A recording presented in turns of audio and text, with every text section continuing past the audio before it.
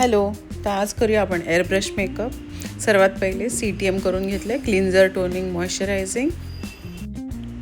त्यापुढे मी स्टार्ट करत आहे कन्सिलिंग. कन्सिलरसाठी मी जस्ट एक टोन डार्कर शेड घेतला आहे. प्लेन मॉडेल स्किनवरती तर एअर ब्रश सर्वच जण करतात, पण आज जरा आपण टास्क करूया. सोसायटी ब्राईड्समध्ये आपल्याला अशा ब्राईड्स मिळतात ज्यांची पॅची स्किन असते. कुणाचीच खूप रेअरली आपल्याला गुळगुळीत स्किन, फ्लॉलेस स्किन अशी भेटते. मी आज एक पॅची स्किन घेतलेली आहे, त्यावरती आपण एअर ब्रश ट्राय करूया. कन्सिलर झाल्यावरती मी PACचा फाउंडेशन घेतला, HD फाउंडेशन घेतलं आहे. त्याचा एक जस्ट सिंगल लेअर तिच्या स्किन टोनचाच शेड मी घेतलेला आहे.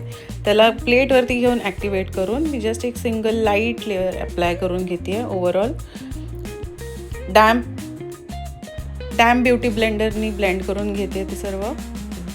जस्ट डॅबिंग करायचं आहे, नाहीतर खालचा लेअर जो फर्स्ट लेअर आपण कन्सिलर केला होता तो मिक्स नको व्हायला सेकंड लेअरमध्ये. फक्त डॅब मोशननी. मी इथे टेम्प्टूचं फाउंडेशन यूज करत आहे. मशीन माझी वेनालिसाची आहे, पण मी टेम्प्टूची घेतली नाही आहे, माझ्याकडे टेम्प्टू नाही आहे. बट वेनालिसाच्या मशीनमध्ये मी टेम्प्टूचं फाउंडेशन यूज करते. तेही खूप छान आहे मशीन. जर तुमचं बजेट नसेल 35-40,000 किंवा 50,000 इन्व्हेस्ट करायचं मशीनमध्ये, तर तुम्ही आरामात ही मशीन घेऊ शकता. ही 3,000-4,000च्या आसपास येते. एअर ब्रशनी फाउंडेशन अप्लाय करून झाल्यावरती जस्ट 10 मिनिट्स मी सेट होण्यासाठी दिलं होतं. फुल ड्राय झाल्यावरती मी लॉरा मर्सियरच्या पावडरनी जस्ट एक सिंगल ब्रश फिरवून घेतला. अजिबात प्रोडक्ट डिपॉझिट नाही करायचं आहे आपल्याला. इंडियामधल्या वेदर कंडिशन्सला लक्षात ठेवून स्वेटिंग कंट्रोलसाठी मी ही प्रोसिजर केली होती. ही आपण स्किप पण करू शकतो जर जास्त थंडी असेल तर. मी आता आयशॅडो स्टार्ट करत आहे. मॉडेलचे डोळे लहान असल्यामुळे मी सर्वात पहिले ब्राऊन आयशॅडोनी बेस करून घेतला. आय सॉकेट एरियामध्ये ब्राऊन शेड लावून घेतली. ब्रोबोनसाठी मी हायलायटर यूज केलेला आहे. ऑपराचं हायलायटर आहे हे.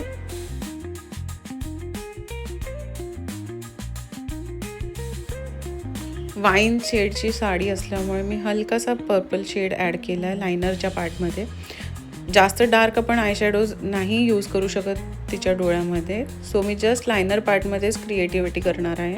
लायनर पार्टमध्ये वाईन शेड अप्लाय करून मर्ज करून घेतला आहे आणि इनर कॉर्नरमध्ये हायलायटिंग करून घेतलं आहे. इनर कॉर्नरला मी जस्ट गोल्डन कलरनी हायलाईट करून घेतलं आहे.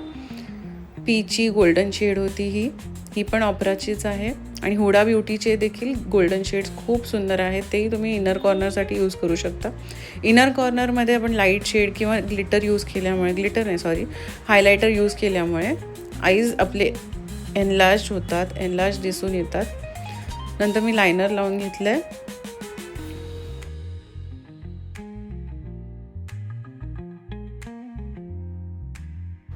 लायनरला मी वाईन शेडच्या पावडरनी किंवा पर्पल शेडच्या पावडरनी आपण टॉप कोट करू शकतो. त्यामुळे जस्ट एक पर्पल लायनर लावल्याचा रिझल्ट येतो, इफेक्ट येतो.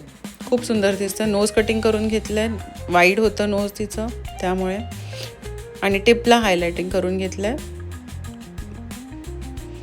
ब्लश ऑन, खूप लाईट ब्लश ऑन, कारण का ऑलरेडी ती बारीक आहे, फेस बारीक आहे तिचं, ऑलरेडी चीक्स लिफ्टेड आहेत, तर त्यासाठी खूप मिनिमम आपण ब्लश ऑन करून घेतलं आहे. फॉल्स लॅशेस अप्लाय केल्या.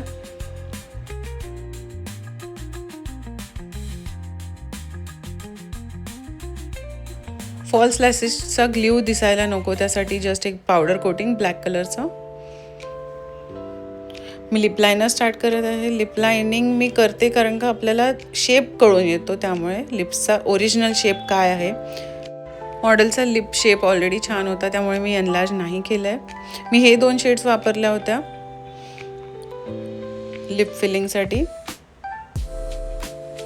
कधीच सिंगल शेड नाही यूज करत मी. नॉर्मली 2 शेड किंवा 3 शेड्स मिक्स करते, प्लस ड्युरालाईन ॲड करते. त्याच्याने लॉंग लास्टिंग राहतो lipstick.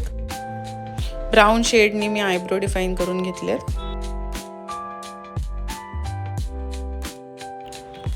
Anaesthesia dewy set shine spray आहे, ह्याच्याने खूप सुंदर शाईन येते. तो 100% ड्राय झाल्यावरती क्रायलॉनचा फिक्सिंग स्प्रे खूप सुंदर आहे. हा मेकअप ऑलमोस्ट 8 to 10 आवर्स आरामात लास्टिंग देतं. ब्राईडसाठी आपण यूज करू शकतो. खूप छान आहे ह्याचा रिझल्ट. हवन पूजा ह्याच्यामध्ये पण काही इश्यू येत नाही. खूप लाँग लास्टिंग आहे आणि शाईन तर खूप छान देतं. फ्लॉलेस स्किनवरती तर खूप अजूनही छान रिझल्ट देईल. पण आपण नॉर्मली पॅची स्किन टोन असू दे किंवा ड्राय स्किन टोन असू दे त्यावर पण एअरब्रश सजेस्ट करू शकतो क्लायंटला. आणि आमची ब्राईड रेडी होती. आम्ही मेसी खोपा केला होता. हिचे हेअर पण शॉर्ट होते. हेअरस्टाईलचा पण व्हिडिओ लवकरच येईल. Stay tuned. Thank you so much for all the love. Thank you.